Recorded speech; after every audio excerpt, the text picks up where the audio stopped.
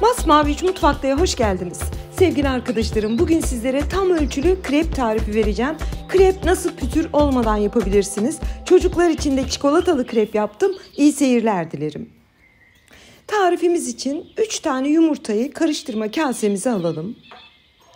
Yarım tatlı kaşığı tuz. Yani tuzu çok eklemeyelim ki hani reçelle ve çikolatayla da yiyebilirsiniz. 2 su bardağı un. Sevgili arkadaşlarım, bu verdiğim tarifi siz istediğiniz kadar çoğaltabilirsiniz. Bu fix, her zaman yapabileceğiniz garanti bir ölçüdür. 2 su bardağı unun içerisine kenarda 2,5 su bardağı sütümüz var. Sütümüzün bir kısmını ekleyelim. Şöyle bir tel çırpacakla karıştıralım. Baktınız ki zorlanıyorsunuz. Yine çok az ekleyin. Buradaki püf noktası, şimdi birden sütü boca yaparsanız hamur pütürlü kalır. Onu da bir daha açmanız mümkün değil. Hani ben YouTube'da görüyorum, bunu şefler de yapıyor. Blender'dan geçirin, süzgeçten geçirin, öyle bir şeye gerek yok. Çok kontrollü bir şekilde sütü ekleyip bakın bu kıvamdayken tel çırpacakla onu pürüzsüz hale getirin. Burada da size bir karıştırma tekniği göstereyim. Kasenizi yamultun, yani yan tutun. Daha sonra tel çırpacakla kasenin duvarına bu harcı sürterek bu şekilde pürüzsüz yapın. Yaklaşık 2 dakikanızı alıyor. Bakın şu anda pürüzsüz bir kek hamuru gibi bir hamurumuz var. Şimdi kalan sütü ilave edelim. Bu sütü siz daha dikkatli ekleyin lütfen. Çünkü herkesin kullandığı un farklıdır. Yani 3 yumurta, 2 su bardağı un, 2 veya maksimum 2,5 su bardağı sütle harcımızı yapalım. Kalan sütü ekledim, karıştırdım. Kıvamını bu kıvama denk düşürün. Yani krep yaparken korkmayın. Koyu olsun. Koyu olmakta sıkıntı yok. Sütle açarsınız. Ama cıvık olursa ben onu biraz sonra da videonun devamında size nasıl kurtaracağınızı anlatacağım. Krep harcımızı hazırladık. Kullanacağımız tavaya ilk yapacağımız krep için biraz sıvı yağ ile yağlayalım. Ama bunu sadece bir defa yapacağız. Yani ilk başta. Ondan sonra yağlamanıza hiç gerek yok. Daha sonra istediğiniz kalınlıkta ve tavanızın büyüklüğüne göre krep harcınızdan ekleyin. Tavanızı seri bir şekilde sağa sola kaydırarak harcı her tarafına yayın. Ve daha sonra pişirelim. Hiç ellemeyelim. Bu şekilde üstü tamamen pişiyor sevgili arkadaşlarım. Yaklaşık 1 dakika sürüyor bu süre. Şimdi ters çevirelim. Ve yine güzelce pişmeye bırakalım. Bu arada fark edeceksiniz yaparken. Bakın nasıl böyle kenarları, üstü böyle balon balon kabarıyor. Bu krep yaparken yumurtanızdan esirgemeyeceksiniz. Esirgerseniz güzel bir krep olmaz. 3 yumurta ekledik. Dolayısıyla da krepimiz tam olması gerektiği gibi. Yani ekmek değil bu. Bir krep. Yani çok farklı bir dokusu vardır. Tekrar çevirdim. Şöyle elimdeki spatula ile de basarak hafif pişirdim ve krepimiz pişti şu anda. Bakar mısınız? Tülbent gibi. Çünkü tam bir ölçü kullandık. Aslında öyle bazı basic tariflerde çok kolay gibi görünse de çok önemli püf noktaları vardır. Mesela krepi yaparken yumurtayı az kullanırsanız, bu harcı bir yumurta kırarsanız krep tavadan kalkmayabilir, krep kızarmaz, krepiniz ekmek gibi olur, krep gibi olmaz, sert olur.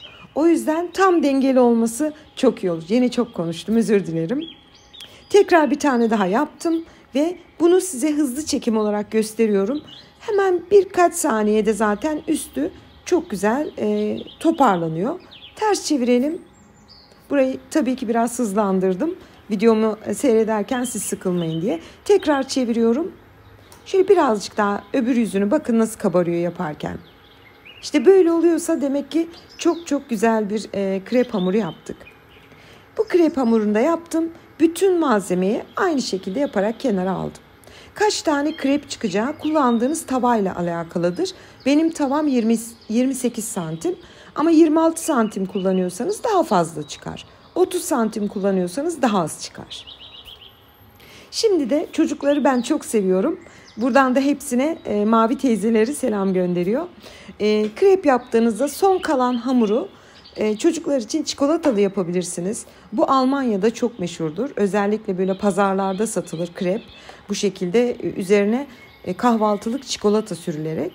Yine bir krep hamurunu bıraktım. Piştikten sonra ters çevirdim. Ve kahvaltılık yani ekmeğe sürülen çikolatadan üzerine bir kaşıkla bıraktım. Aslında çikolatam yumuşak olsa işim daha kolay olurdu. Ben dolaptan çıkardım, 5-10 dakika içinde çalışmaya devam ettim. Sizinki yumuşak olursa işiniz daha kolay olur ama fark etmez. Onun da çözümü var. Çikolatayı ekledim. Çikolatanın üzerine gözleme yapar gibi krepi kapatalım. Elimizdeki spatulayla da şöyle basalım. Bu basmayla da çikolatayı etrafına yayıyoruz. Çikolata zaten sıcağı görünce hemen eriyor. Çok lezzetli oluyor. Buradan hemen belirteyim. Krepin içine bu sıcak çikolata. Bunu da hemen servis edin. Sıcak sıcak gerçekten çok güzel oluyor. Hatta yanına bir de dondurma. Nefis bir tatlı diyebilirim. Bunu çocuklar için yaptım. Sizlere de fikir olsun diye. Kalan bir de minik kasenin dibinde kaldı. Hamur hep öyle olur ya, biraz kalır altta. Onu da yaptım. Çikolatalı olarak pişirdim. Ve onu da hemen şöyle yanına iliştiriyorum. Çikolatalı olanı ben sıcakken kesmek istedim. Doku testini beklemedim. Çünkü şu çikolatanın kıvamını görmenizi istiyorum. Bakın sevgili arkadaşlarım. Böyle erimiş krepin arasında nefis bir çikolata. Ve bütün kreplerimizi yaptık. Sunum için hazırlıyorum. Sunum için kreplerinizi istediğiniz gibi dekore edebilirsiniz. Ama bu şekilde katlayıp üst üste dizerseniz çok şık ve hoş duruyor. Bir de alması çok kolay. Yani birer tane alıyorsunuz. Hiç alttakini çekmenize, üsttekini çekmenize gerek yok. Ve kreplerimiz sunum için hazır. Ben size şöyle bir hem çikolatalı kreplerimiz, onları da dilimledim. Hem de normal kreplerimiz. Bu kreplerle neler yapabilirsiniz? Yemek yapabilirsiniz mesela. Krepin ortasına ben Ramazan'da yetiştirebilirsem o tarifi de vereceğim. Biliyorsunuz gelin bohçası deniyor sanırım. Tavuk, kıyma, beşamel sos döküp fırına verin. Veya sahurunuzda peynirle dürüm yapın. Reçelle yiyin. Çikolata sürüp yiyin. Bu çikolatalı krepimiz biraz ılıktı. O yüzden gayet nefisti. Ve bu da tam ölçülü krepimizin kıvamını şöyle size göstereyim. Hepsi soğudu şu anda. Hiçbiri sıcak değil. Tülbent gibi çok hoş bir görünümü var. Birçok yemek var kreple yapılabilen ama benim canım babam bunu ince ekmek diye çok sever.